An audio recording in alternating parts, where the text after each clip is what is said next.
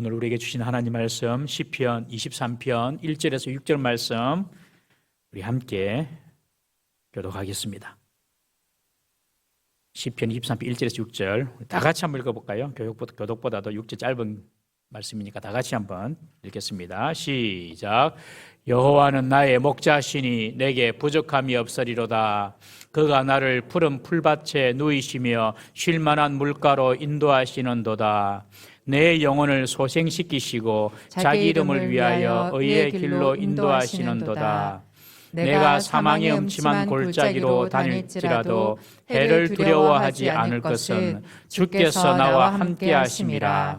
주의 지팡이와 막대기가 나를 안위하시나이다. 주께서 내 원수의 목전에서 내게 상을 차려주시고 기름을 내 머리에 부으셨으니 내 잔이 넘치나이다.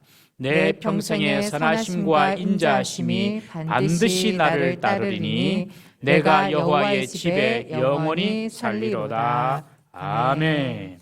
우리 이 시간 유년부 스님들 나오셔서 특송하십니다. 우리 교회 1학년, 2학년, 3학년 우리 아이들을 가르치는 선생님들입니다.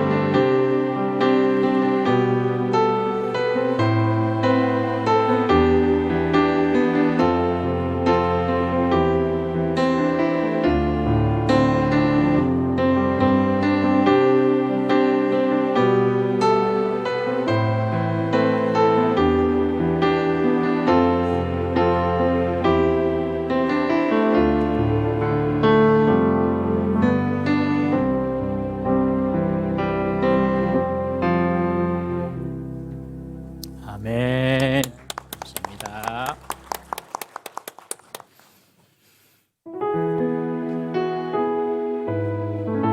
좋으신 하나님, 좋으신 하나님.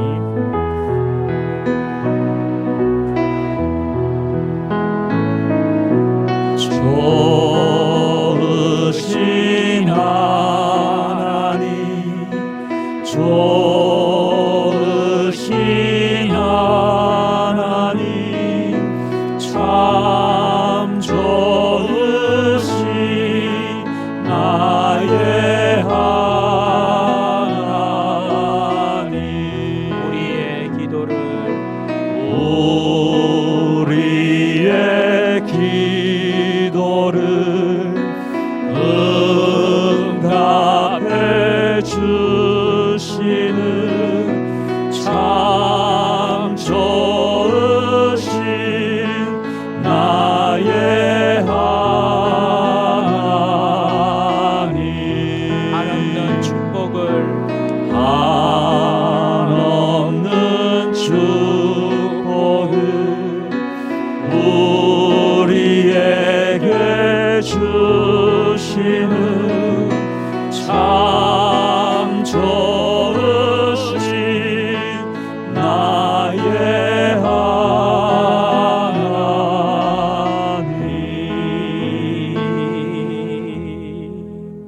할렐루야. 오늘 우리 유년부 선생님들 특송해 주셨는데 감사합니다. 아침에 또 더 일찍 나오셔서 특송해 주시고, 우리는 예배하고 그냥 돌아가면 되지만 또 선생님들 남아서 또 아이들 또 가르쳐야 되고 너무너무 수고가 많습니다. 오늘 특송하시는데 우리 엄집사님은 그냥 무릎이 나오는 청바지를, 내가 그거 보면서 역시 젊구나. 생각이 열려 있구나. 생각이 열리니까 무릎도 열리고 다 열리고, 그래야지 아이들을 돌볼 수 있겠구나, 그런 생각이 했어요. 여러분들, 이 나이가 중요한 게 아닙니다. 이 생각이 오픈되어 있어야 생각, 마음이 열려 있어야 됩니다. 우리 주일학교 교사로 우리 성도님들 좀 많이 좀 지원해 주시면 좋겠어요. 나이 중요하지 않습니다. 아이들을 사랑하고 아이들의 눈높이에 마음이 열려 있고 그러면 가능한 것입니다. 우리 주일학교가 너무 중요하고, 사실 작년 1년 동안 우리 유전부가 많이 힘들었습니다. 왜냐하면 지금 교육자가 없이 지나왔거든요. 그래도 지금 잘 버티고 있습니다. 하나님께서 귀한 분 예비하신 줄로 믿습니다. 우리 수고하는 우리 유년부 선생님들을 위해서 다시 한번 더 박수로 한번 격려하겠습니다.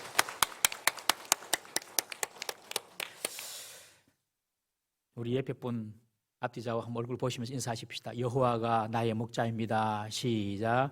여호와가 나의 목자입니다. 여러분, 이 고백은요, 우리가 평생 가져야 될 고백입니다. 마지막 이 땅에서 숨이 끊어질 때 우리가 할 고백입니다. 여호와가 나의 목자입니다. 그러니 주님께서 내 앞길을 인도해 주십시오. 여호와가 나의 목자입니다. 우리 지난 주일날 1, 2절 하나님 말씀을 배웠는데 오늘 3, 4절 할 겁니다. 지난주 1, 2절 암송하시죠? 다 같이 시작. 여호와는 나의 목자시니 내게 부족함이 없으리로다. 그가 나를 푸른 풀밭에 누이시며 쉴만한 물가로 인도하시는도다. 이거 다 외워두셔야 됩니다. 아무리 머리가 나빠도 다 외워야 됩니다. 한 번 더 시작. 여호와는 나의 목자시니 내게 부족함이 없으리로다. 그가 나를 푸른 풀밭에 누이시며 쉴만한 물가로 인도하시는도다. 이제는 이 말씀을 딱 암송하면 이제 제가 했던 설교가 바바박 떠올라야 됩니다. 와, 푸른 풀밭, 그 이스라엘에서 찾기도 힘든 그 푸른 풀밭, 와, 그것으로 우리를 하나님께서 인도해 주시고, 잔잔한 물가, 야, 그래, 양은 그 조금만 이렇게 흐름이 센 그런 물도 못 마시지, 하나님께서 우리를 그렇게 인도하시는구나. 이제 설교했으니까 암송을 하실 때는 이게 딱 떠올라야 돼요.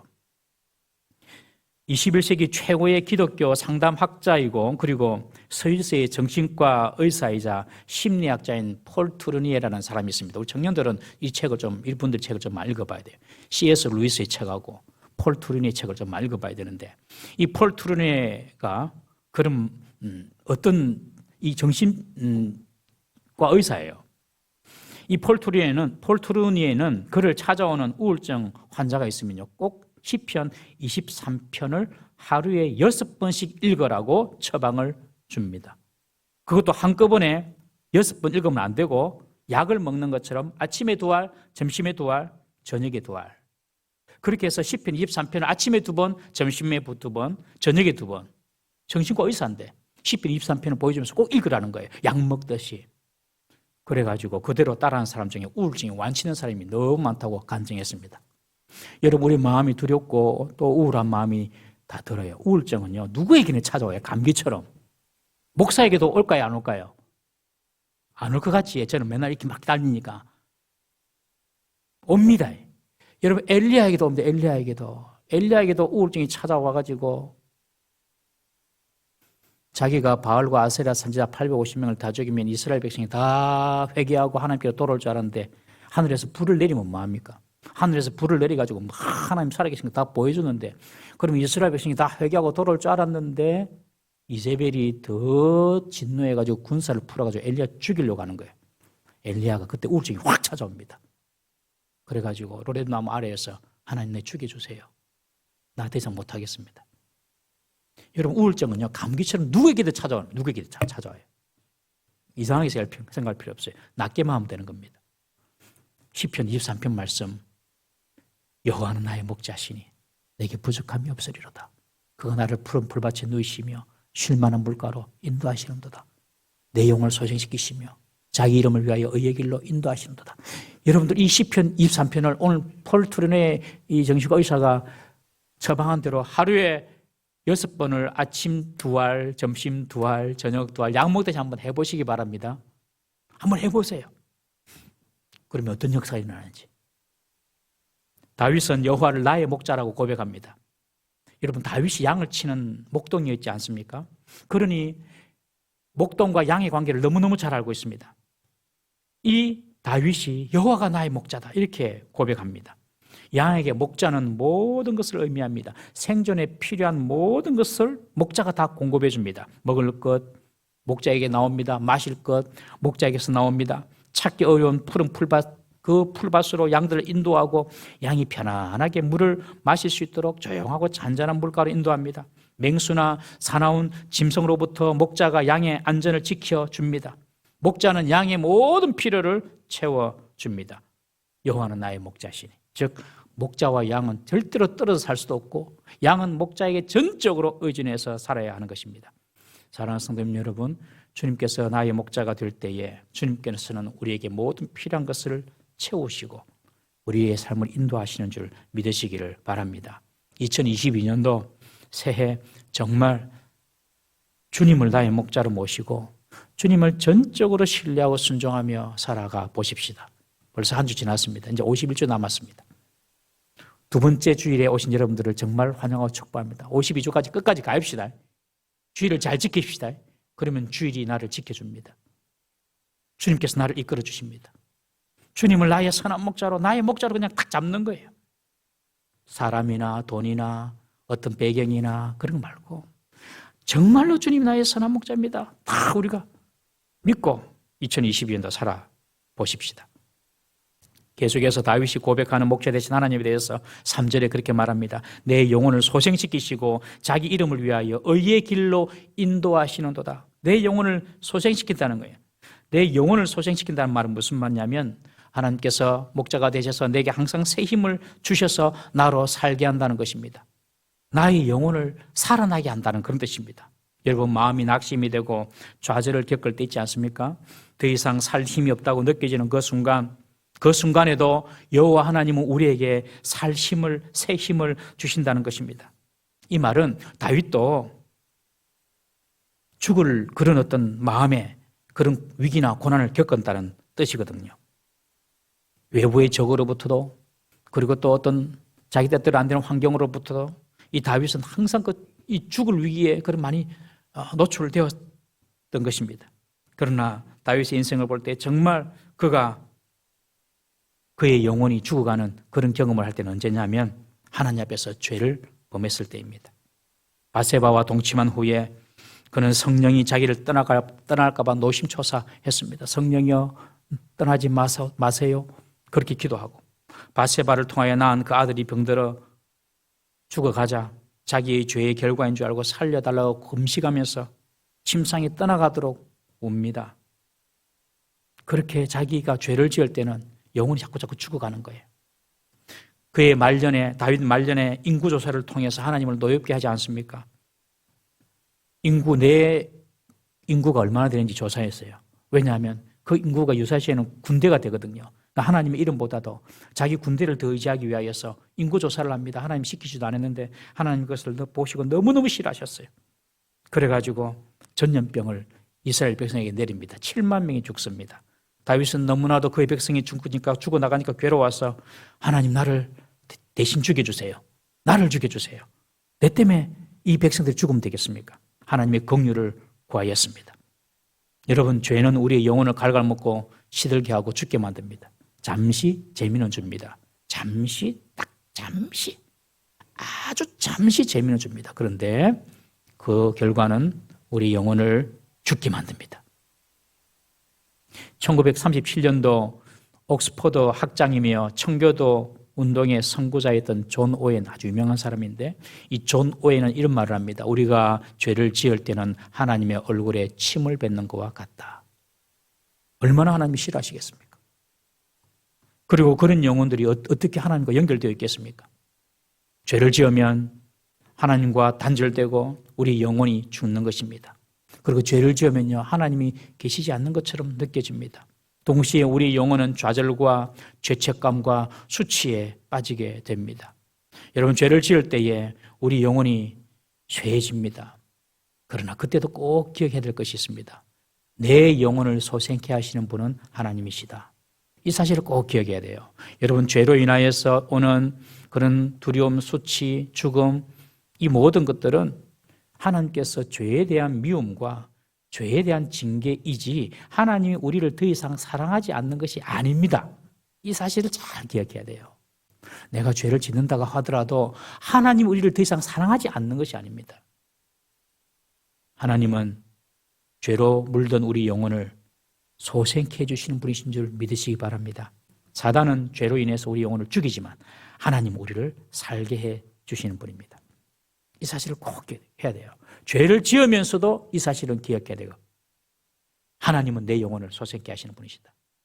여러분, 소생케 한다는 말의 뜻이 뭐냐면 원래 있는 자리로 돌려놓는다는 뜻입니다. 원래 있는 자리로 돌려놓는다. 여러분, 우리가 언제 우리 영혼이 소생케 됩니까? 하나님께로 돌아갈 때, 원래 자리, 원래 우리가 다 하나님으로부터 나왔거든요. 하나님으로부터 돌아갈 때 우리 영혼이 소생케 되는 것입니다. 호세아 6장 1절 말씀 한번 다 같이 읽어봅니다. 호세아 6장 1절 말씀 시작. 오라 우리가 여호와께로 돌아가자. 여호와께서 우리를 찢으셨으나 도로 낫게 하실 것이요 우리를 치셨으나 싸매어 주실 것임이라. 여호와께로 돌아가면 낫게 되고 여호와께로 돌아가면 회복되고 여호와께로 돌아가면 우리의 영혼이 살아나는 것입니다. 그러니 소생케 된다 이 말은 본래 자리로 돌아간다 그런 의미인 것입니다. 여러분, 어떠한 우리의 삶의 문제 가운데서도 하나님께로 돌아가면 하나님께서 우리 영혼을 살게 해주실 줄 믿으시기 바랍니다. 예배의 자리로 돌아가고 기도의 자리로 돌아가고 말씀의 자리로 돌아가면 우리의 영혼이 살게 되는 것입니다. 그런데 우리는 탐만 있으면 하나님을 떠나려는 악한 본성이 우리에게 있지 않습니까? 여러분, 이것이 바로 양의 본성입니다. 양의 본성. 양은 아주 쉽게 그릇된 길로 간다고 하지 않습니까? 시력이 너무 나빠가지고 눈앞에 있는 것만 딱 봅니다. 5m 앞에 있는 것만. 5m 안에 있는 것만 딱 봅니다. 눈앞에 있는 것만 딱 보기 때문에 양은 방황하고 길을 잃기가 참 쉽습니다. 마찬가지로 우리들도 눈앞에 당장 좋아 보이는 것만 따라가다가 하나님을 떠나는 경우가 참 많습니다. 그런 우리를 원래 자리로 돌이키시는 분이 바로 우리 하나님이십니다. 우리의 자리를 하나님께로 다시 돌이킬 때에, 다시 하나님께로 돌아갈 때에 여러분, 우리의 영혼이 소생되는 것입니다. 2022년도 최우선으로 늘 하나님 앞에 우리가 돌아간다, 이런 목표를 정하시기를 주의 이름으로 축원합니다. 자꾸 도망가지 말고 하나님께로 내가 돌아간다. 기도의 자리, 예배의 자리, 말씀의 자리 내가 철저히 지킨다. 여러분, 그런 결심을 한번 해보시기를 바랍니다. 내 영혼을 소생시키시고 선한 목자 되신 하나님께서 어떻게 합니까? 자기 이름을 위하여 의의 길로 인도하시는도다. 자기 이름을 위하여 의의 길로 인도하시는도다. 하나님께서 우리의 영혼을 소생시키고 그것으로 끝나는 것이 아닙니다. 하나님께서 우리 영혼을 소생시키는 이유가 나옵니다. 하나님의 이름을 위하여 살게 하기 위함입니다. 하나님의 이름은 하나님의 명예를 말합니다. 하나님의 이름, 하나님의 명예를 위하여서 하나님은 우리를 의의 길로, 옳은 길로 인도하신다는 것입니다. 하나님은 당신의 이름을 위하여서 우리를 의의 길로 인도하신다. 어떻게 보면 하나님은 자기의 이름만 생각하는 이기적인 분인가 이렇게 생각할 수 있는데 그 말이 아닙니다. 이 말은 하나님이 자신의 이름과 자신의 영광과 자신의 명예에 걸맞게 우리를 의로운 길로 인도하신다는 것입니다. 여러분, 대통령이 여러분들을 초대했다고 한번 생각해 보세요. 여러분들 어떻게 대접하겠습니까? 청와대 여러분들, 저도 한 번도 안 가봤지만 청와대 대통령 여러분들 초대했다고 생각해 보세요. 얼마나 여러분들 잘 이렇게 대접하겠습니까? 우리 동네 반장님이 우리를 초대하면 어떻게 하겠습니까? 동네 반장님이 우리를 초대하는 거 하고 대통령이 우리를 초대하는 거 하고 그 대접과 수준이 다를 겁니다.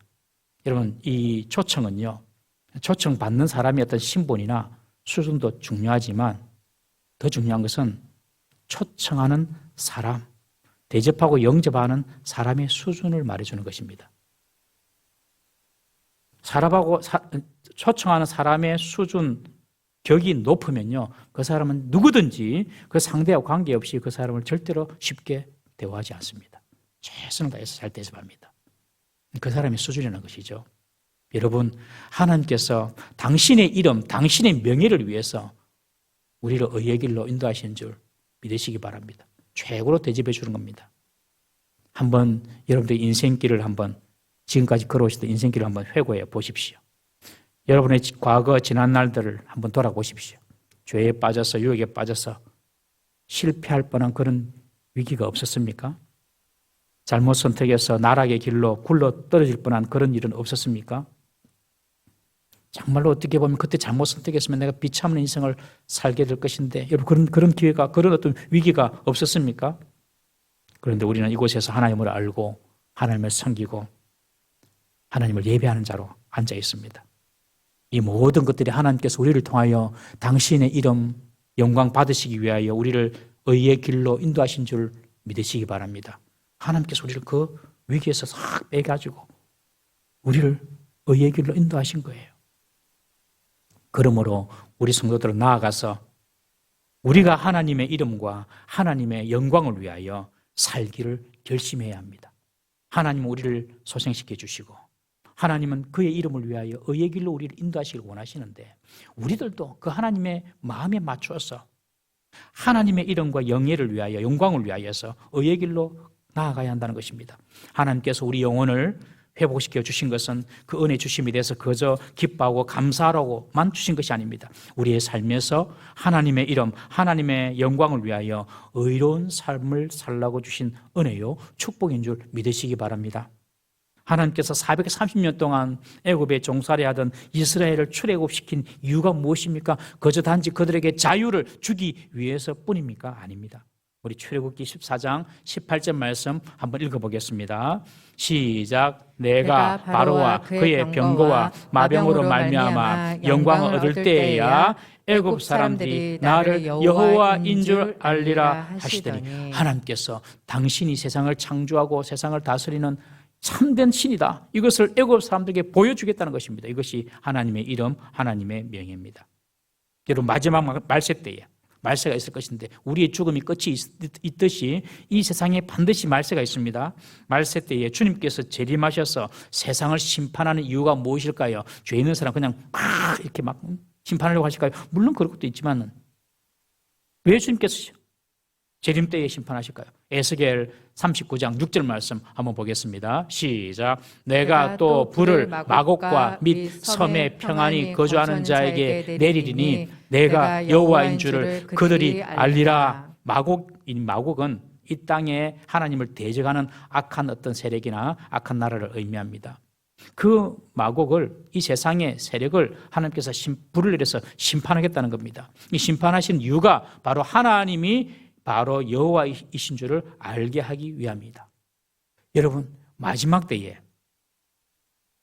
예수님께서 재림하실 때에 모든 사람이 보면서 뭘 생각하시는 줄 아십니까?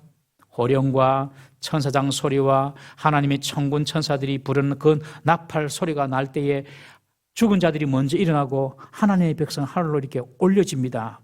그때 모든 사람들이 세상 사람들이 그걸 보면서 뭐라고 말하는 줄 압니까? 아, 예수님이 진짜였네. 와, 하나님이 진짜였네.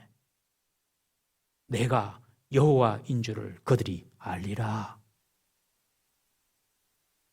저와 여러분들은 세상 사람들과 별로 다를 게 없는데 그냥 예수님 십자가에 내 죄를 위해 죽으시고 부활하신 그 믿음, 예수님이 하나님의 아들이라는 그 믿음, 그냥 아주 작은 그 한 가지 그 믿음만 딱 갖고 있었는데 그냥 올라가는 겁니다. 성도가 그래서 하나님의 이름을 위하여 하나님의 명예를 위하여 살아야 할 줄로 믿습니다. 성도가 하나님의 이름을 위하여 사는 방법이 무엇입니까? 세상에서 부자 되고 세상에서 성공하고 남들 부러워하는 자리에 오르고 이 정도가 아닙니다. 이런 게 아닙니다, 여러분. 성도가 의의 길로 걸어갈 때에 바른 길로 걸어갈 때에 하나님의 이름, 하나님의 명예가 높아지는 줄 믿으시기 바랍니다. 여러분 인생의 목적을 정확하게 정하세요. 우리 청년들, 젊은 사람들 더 세상에서 높아지고 명예를 얻고 부를 쌓고 그런 데 두면 절대로 안 됩니다. 반드시 실패합니다. 하나님의 이름을 높이고 하나님의 명예를 위해서 내가 살 것이다. 여러분, 많이 가지는 것보다 정직하게 가지는 것이 하나님의 이름을 위한 것입니다. 내가 높아지려는 거 하는 것보다도 남을 존중해주고 남을 높여주는 것이 하나님의 이름을 위한 것입니다. 남을 짓밟고 일어서는 것보다도 남의 디딤돌이 되어주는 것이 하나님의 이름을 위한 것입니다. 세상에서 알아주는 사람, 유명한 사람이 되는 것보다도 여러분 주위에 단 한 사람이라도 내 이웃에게 하나님의 이름이 높임 받게 된다면 그것이 바로 하나님의 이름을 위하여 산 것입니다. 나의 안위나 나의 이익보다도 하나님의 이름, 하나님의 명예를 먼저 생각하고 행동하는 것이 하나님의 이름을 위해 사는 것인 줄 믿으시기 바랍니다. 지금 이 말을 하는 다윗이 바로 대표적인 사람이에요. 여호와의 이름을 위하여 산 사람 바로 다윗입니다. 다윗. 소년 다윗이 골리앗과 싸우기 위하여서 전장에 나섰던 거 기억하시죠? 다윗은 정치적인 목적이나 야망이나 입신, 양명을 위해서 내가 저 골리앗 어떻게 해가지고 내가 이스라엘 사람 확 나봐야지 그런 생각이 있었던 것이 아닙니다. 우리 사무엘상 17장 45절 말씀 한번 읽어보겠습니다. 시작. 다윗이 블레셋 사람에게 이르되 너는 칼과 창과 단창으로 내게 나오거니와 나는 만군의 여호와의 이름 곧 내가 모욕하는 이스라엘 군대의 하나님의 이름으로 내게 나아가노라. 다윗이 골리앗에게 물매트 돌리면서 뛰어가면서 하는 말입니다. 너는 칼과 창과 단창으로 내게 나오지만 나는 네가 모욕하는 이스라엘의 하나님, 이스라엘 군대의 하나님, 만군의 여호와의 하나님 그 이름으로 내가 내게 나온다. 내가 하나님의 이름을 내가 지키겠다 하면서 나아가는 것입니다. 하나님께서 그런 다윗에게 능력을 부어주셔서 한 번 던진 그 물맷돌에 골리앗의 이마에 돌이 박혀가지고 바로 골리앗이 거기서 적사하지 않습니까? 여러분, 이것이 하나님의 자녀들, 하나님의 백성이 이 땅을 살아가는 이유인 줄 믿으시기를 바랍니다. 하나님의 이름을 생각하고 하나님을 사랑하는 그 다윗에게 하나님께서 함께 주셨고 영광, 승리의 영광을 주신 것입니다. 여러분, 저와 여러분들이 하나님의 이름을 위해 산다면 하나님은 우리의 이름을 높여 주시는 줄 믿으시기 바랍니다. 우리가 살아가면서 가장 마음에 두어야 될 우선순위가 바로 하나님 여호와의 이름입니다. 학생들 좋은 대학 가는 게 중요한 것이 아닙니다. 인생 살다 보면 별거 없어요. 60년, 70년, 80년 살다 보면 다 그것을 겁니다. 동의하십니까, 여러분? 그거 알아야 돼요, 학생들. 좋은 대학 가는 게 목적이 아닙니다. 어디서든지 하나님의 이름을 먼저 찾는 거예요. 하나님의 영광을 먼저 생각하는 거예요. 우리가 직장생활 하는 거 돈 벌어 갑니까? 몇백만 원 돈 버는 기계입니까, 여러분들이? 그곳에서 내가 한 사람 만나더라도 나를 통하여서 하나님이 살아계신다는 걸 한번 그들이 느끼게 하고 하나님의 영광을 위하여서 야, 예수 믿는 사람 좀 다르네. 이 말 한마디 들으러 가는 겁니다, 여러분. 하나님이 진짜 내가 보지는 않았지만 살아계시는 것도 같기도 하네. 저 사람 보면 이 말 한마디, 딱 이 말 한마디 들으러 우리 직장 가는 겁니다, 여러분. 먹든지 마시든지 무엇을 하든지 하나님의 영광을 위하여 사는 삶, 저와 여러분들이 살아가야 될 길입니다. 주님께서 우리를 그렇게 인도하시기를 원하십니다. 주님의 이름을 위하여서 의의 길로 인도하시는도다. 우리 남은 인생 우리를 통하여서 하나님의 이름이 높아지기를 주의 이름으로 축원합니다. 이어서 다윗은 목자 되신 여호와 하나님을 어떻게 묘사합니까? 4절에 보시면 내가 사망의 음침한 골짜기로 다닐지라도 해를 두려워하지 않을 것은 주께서 나와 함께 하심이라. 주의 지팡이와 막대기가 나를 안위하시나이다. 목자는요, 양을 항상 먼저 인도하기 위하여 양 앞에 먼저 갑니다. 목자가 양 뒤에 가는 경우는 다음 주에 나왔다는 다음 주에 없습니다. 그냥 다음 주 말고는 없습니다. 다음 주에 왜 목자가 양 뒤에 가는가 그거 다음 주에 배웁니다. 그러나 목자는 무조건 양 앞에 갑니다. 그럼 양이 따라갑니다. 다 무조건 앞에 있어야 돼요. 목자는. 양이 목자보다 앞서면 그때 바로 위험이 노출이 되는 것입니다. 맹수에게 노출되기도 하고 실족할 수도 있고 실패하게 되는 것입니다. 그러므로 주님은 늘 우리의 삶을 이끌어 가시고 인도하시는데 우리는 따라가면 됩니다. 주님이 나를 인도하시지 않는 것 같아. 난 막막해. 그 말은 주님이 나를 인도하지 않는 것이 아니라 내가 지금 엉뚱한 데 가고 있는 겁니다. 지금. 이걸 꼭 기억하셔야 돼요. 다시 원위치 하나님 앞으로 돌아와야 됩니다. 다시 돌아와야 돼요. 그러면 인도하심이 보입니다. 그런데 주님이 인도하시는데 갑자기 오늘 사절에 보니까 사망의 음침한 골짜기로 인도하십니다. 사망의 음침한 골짜기를 만날 때가 있습니다. 3절까지는 항상 목자가 평안하고 안정된 곳으로만 인도했습니다. 그런데 갑자기 목자가 인도하는데 내 마음대로 간 것도 아니에요. 따라가는데 갑자기 사망이 드리운 음침한 골짜기로 인도하는 겁니다. 이때 양들은 당황하고 두려워하기 쉽습니다. 왜 목자는 이런 위험한 골짜기로 양들을 인도할까요? 여러분, 양들의 특징 중에 또 하나가 뭐냐면 움직이기를 싫어한다는 것입니다. 그냥 가만히 서 있습니다. 양들은 뭔가 입에 이러면서 그냥 가만히 서 있습니다. 어린 양들이 노는 것도 보십시오. 막 철먹게 다른 동물들처럼 막 활기차게 노는 것도 아니고 그냥 멀뚱멀뚱 쳐다보면서 이러면서 놉니다. 양들은 움직이는 것을 싫어해요. 그 양들의 특징 중에 하나입니다. 그래서 양들 딱 풀어놓으면 어쩌냐면 양들은 물론 머리 못 보기도 하니까 그렇지만 딴 데 안 갑니다. 다 거기서 그냥 있는 모든 그 풀들 다 뜯어먹습니다. 그래서 풀이 씨가 마를 때까지 뜯어먹어가지고 양들이 한번 그곳에 한 풀어놓은 땅은 완전히 땅이 황폐해지기까지 한답니다. 더 이상 못 쓰게. 그래서 목자들은 양떼들이 적당히 먹이면 씨가 마를 때까지 풀이 먹이지 아니하고 다른 목초지로 데리고 갑니다.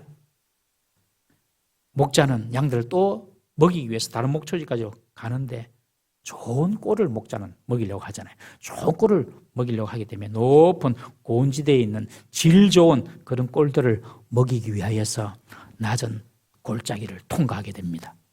엄침한 골짜기. 이 히브리어 말은 잘라무트라는 말인데 이 말은 깊은 어둠, 사망의 그늘 그런 뜻입니다. 그런 골짜기입니다. 깊은 어둠이 햇빛도 잘 안 들어와가지고 어둠이 짙은 그런 어떤 골짜기, 마치 사망의 그늘 같은 그런 골짜기로 통과합니다. 왜? 그 길을 통과해가지고 높은 곳으로 이르러서 양들에게 좋은 꼴을 먹이기 위하여서 양들을 그렇게 골짜기를 인도하시는 거예요. 그 골짜기를 통과할 때는요 정말 위험합니다. 일단 골짜기는 세찬 물줄기가 흐릅니다. 양들은 그냥 조그만 물줄기가 있어도 막 두려워한다 그랬잖아요. 세찬 물줄기가 흐르고 그리고 골짜기를 지나다 보니까 위에서 굴러 내려오는 그런 바위들의 위험도 있고 양들이 이동할 때는 항상 맹수들이 따라가면서 호시탐탐 노리고 있거든요. 그런 맹수 위험도 있고 그런 거친 지형 자체가 양들의 두려움, 양들에게 위험이 되기도 합니다. 벼랑이나 웅덩이로 굴러 떨어질 수도 있는 것입니다. 그러나 목자들은 양들에게 더 좋은 꼴을 먹이기 위해서 이 골짜기를 통과하게 하는 것입니다. 여러분, 우리가 주님의 인도하심을 기도하고 바라고 순종하고 사는데도 주님께서 우리의 인생을 때로는 골짜기로, 고난의 터널로, 정말 죽을 것 같은 그런 어려움으로 인도하실 때가 있습니다. 그때 너무 낙심하지 마시기 바랍니다. 너무 두려워하지기도 마시기 바랍니다. 하나님께서 우리에게 가장 좋은 꼴을, 가장 좋은 것을 주시기 위하여서 우리를 그 사망의 음침한 골짜기로 통과하게 하신다고 믿으시기를 바랍니다. 우리가 인생을 살아보면서 거의 대부분의 경우 주님께서 우리에게 좋은 것을 주실 때는 이런 두려움과 고통과 고난의 터널을 먼저 통과하게 하시고 이런 것을 주시는 것을 우리가 경험하지 않습니까? 좀 이런 고난 안 주시고 좋은 것을 주시면 좋겠는데 거의 대부분입니다. 거의 대부분. 이런 고난을 다 통과합니다. 그리고 우리의 인격과 믿음이 성숙되어지고 하나님께서 주시는 그런 좋은 복을 누리게 되는 것입니다. 왜 고난과 고통 없이 우리가 하나님의 복을 받으면 좋겠는데 왜 그렇게 안 하고 그 골짜기를 지나게 하시는가? 우리가 거룩하지 못하고 겸손하지 못해서 그렇습니다. 그 골짜기를 지나가면서 우리가 거룩을 배우고 겸손을 배우는 것입니다. 우리 시편 119편 71절 말씀 읽어보겠습니다. 시작. 고난당하는 것이 내게 유익이라 이로 말미암아 내가 주의 율례들을 배우게 되었나이다. 고난이 내게 유익이라고 합니다. 어떻게 그렇게 고난이 유익이 되겠습니까? 싫은 것인데요. 그러나 내게 결과적으로 복이 된다는 것입니다. 왜냐하면 고난을 통하여서 주의 말씀이 정말이구나 하고 배우게 되는 것입니다. 주의 율례를, 주의 율법들을 내가 배울 수 있게 되는 것입니다. 고난을 통해 우리는 주님의 법을 몸으로 배우게 되는 것입니다. 그때 우리의 인격은 더욱 겸손해지고 성숙해지고 우리의 믿음은 더욱더 거룩해지고 단단해지는 것입니다. 그리고 하나님의 복을 받는 것이죠. 실제로 우리가 당하는 이 땅에서의 육체적인 죽음도 마찬가지입니다. 여러분, 우리에게 죽음이 없다면 우리가 더 거룩해질까요? 아니면 더 악랄해질까요? 더 겸손해질까요? 더 교만해질까요? 우리가 이 땅에서 안 죽는다고 하면 모르긴 해도 아마 더 교만해지고 더 악랄해질 가능성이 많습니다. 천국도 안 갑니다. 왜? 이 땅에서 살면 되지 뭐. 영원히 사는데 뭐 이 땅에서 꼭 뭐 좋은 천국에 갈 필요 있나? 이 땅에서 안 죽고 산다는데 교회 올 사람도 아무도 없을 거예요. 하나님께서 우리에게 죽음을 주신 것은 우리의 죄의 결과이기도 하지만 영원한 하나님의 나라에 들어갈 수 있는 겸손과 믿음을 준비하라는 뜻이기도 합니다. 죽음은 우리 앞에 있는 실존적인 현실입니다. 하나님은 우리가 영생의 축복을 받기 위해서 이 죽음이라는 사망의 엄침한 골짜기를 통과하게 하십니다. 그러므로 성도는 죽음이라는 이 사건을 너무 두려워할 필요가 없습니다. 양들이 엄침한 골짜기를 통과한 후에 훌륭한 꼴을 먹을 수 있듯이 우리는 그 죽음의 골짜기를 통과해서 영생의 복을 받기 때문에 그렇습니다. 죽음 건너편에 있는 것을 우리는 압니다. 그런데 하나님이 선한 목자가 되지 못한 분들은 모릅니다. 죽음이 다 끝인 줄 압니다. 다윗은 그런 사망의 엄침한 골짜기를 다닐 때에 나는 해를 두려워하지 않는다. 나를 해롭게 하는 것 없다. 나를 해롭게 할 수 있는 것이 없다. 나는 해를 두려워하지 않는다라고 고백합니다. 왜냐하면 주께서 나와 함께 하시기 때문이다 라고 고백합니다. 이것이 바로 다윗의 경험입니다. 다윗도 목동이었죠. 목동이 이제 양을 이끌고 좋은 꼴을 먹이기 위하여서 높은 곳으로 가기 위하여서 골짜기를 통과합니다. 골짜기를 통과할 때는 아까 말씀드린 것처럼 물살의 위험도 있고 다른 맹수의 위험도 있고 위에서 떨어지는 바위 돌덩이의 위험도 있고 잘못하면 그냥 구덩이에 빠지는 그런 위험도 있습니다. 그래서 목자가 하는 일이 있습니다. 무슨 일을 하느냐면 가장 약하고 그리고 갑작스러운 위협에 대처하지 못하는 좀 어리숙한 그런 양들, 그리고 실족하기 쉬운 그런 양들, 그런 양들 곁에 딱 붙습니다. 목자가 딱 붙어가지고 그 양들이 그 골짜기를 잘 통과할 수 있도록 그 양과 더 가까이 함께하는 것입니다. 이걸 다윗이 압니다. 그래서 내가 엄침한 사망의 골짜기로 다닐지라도 주께서 나와 함께 하심이라 라고 고백하는 것입니다. 그런데 이 한글 해석이 오역되었습니다. 잘못됐어요. 주께서 나와 함께 하시다. 주가 아니라 당신이 나와 함께 하십니다. 원래 원문에는 그렇게 되어 있습니다. You are with me. 주님, 당신이 나와 함께 하십니다. 그 전까지는 여호와는 나의 목자시니 그가 나를 다 3인칭이었습니다. 3인칭에 갔다가 이 양들이 엄침한 골짜기로 딱 지날 그때에 다윗은 주가 나와 함께 하심이 아니라 당신이 나와 함께 하십니다. You are with me. 그 말을 한글로 이렇게 표현하다 보니까 시적으로 표현하다 보니까 주님으로 바뀌었지. 3인칭으로. 원래는 2인칭이에요. 3인칭이 쭉 가다가 사망의 엄침한 골짜기를 지날 때에는 2인칭으로 당신이 나와 함께 하십니다 라고 고백하는 겁니다. 다윗이 직접 그랬거든요. 양들을 이끌고 가면서 골짜기를 지날 때는 딱 양 곁에 붙어가지고 더 가까이 양을 인도해 준 그 기억을 자기가 알고 있기 때문에, 그 경험이 있기 때문에 당신이, 주님이 나와 함께 하십니다 라고 고백하는 것입니다. 여러분 어떻습니까? 언제 주님을 가장 가까이 느끼시나요? 내가 형통하여 잘 나갈 때입니까? 모든 것이 내 뜻대로 잘 될 때입니까? 아니면 고통스럽고 일이 안 되고 힘들 때, 하나님 앞에 엎드릴 때, 그때 주님께서 내 곁에 계심을 느낍니까? 여러분, 내가 잘 나갈 때보다도 내가 고통 중에 있을 때, 내가 아픔 중에 있을 때, 그때 3인칭 되신 주님이 가까이 오셔서 2인칭이 되셔가지고 나와 더 밀접 접촉해서 가는 줄 믿으시기를 바랍니다. 내가 어려울 때 더 가까이 계시는 것입니다. 내가 연약할수록 내가 연약할수록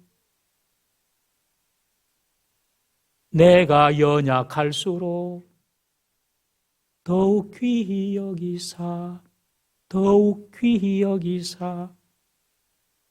높은 보좌 위에서 낮은 나를 보시네.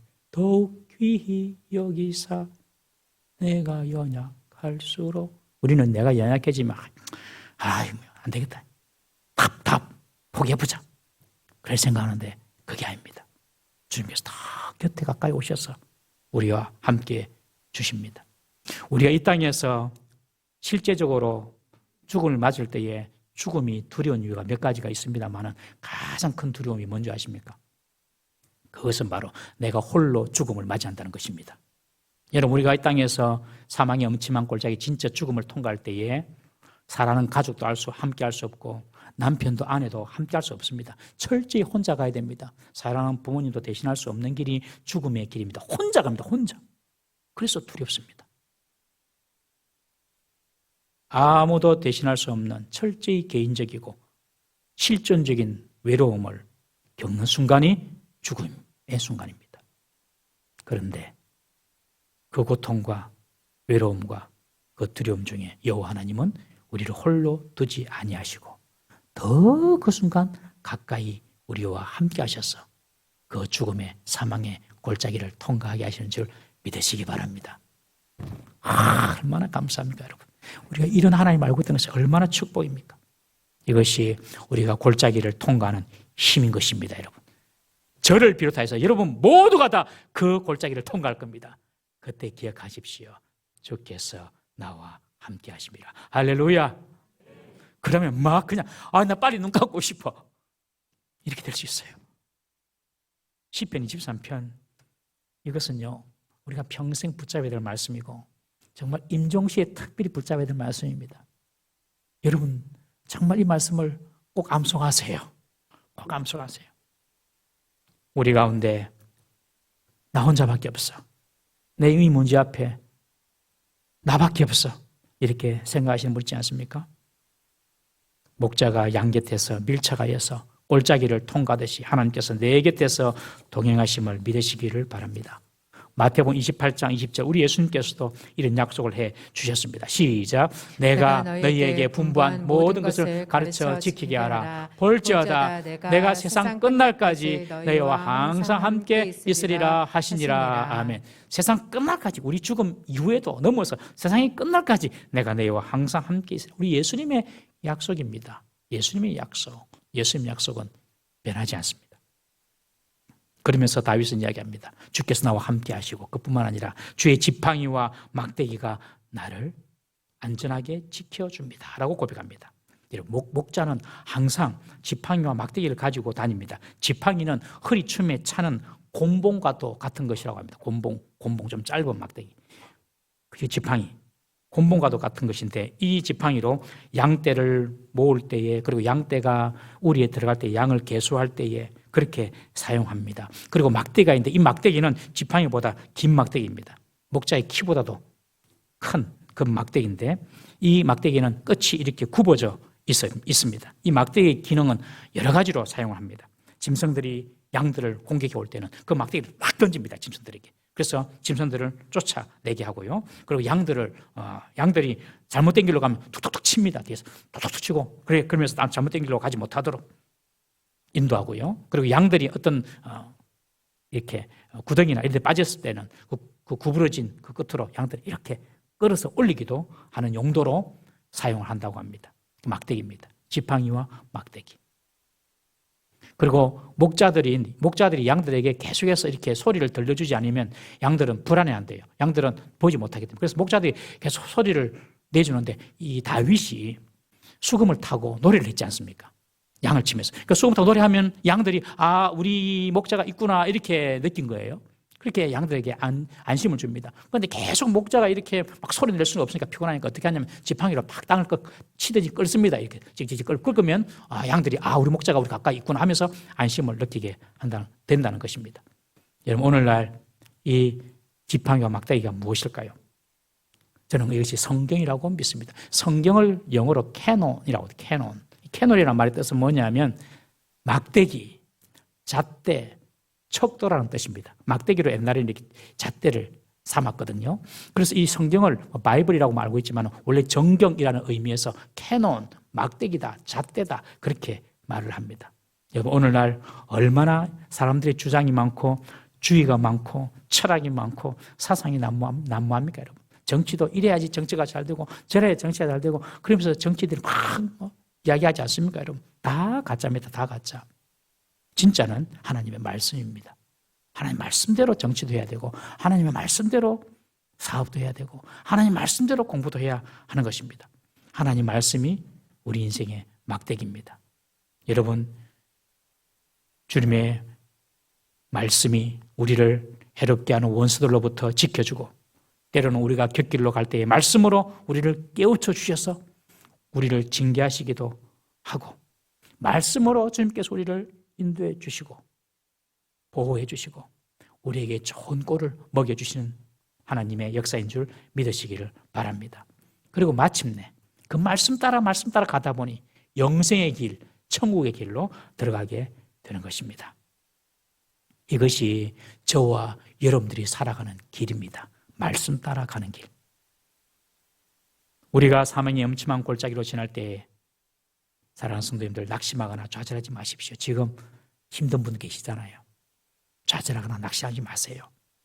지금 목자 되신 주님께서 바로 곁에 계십니다.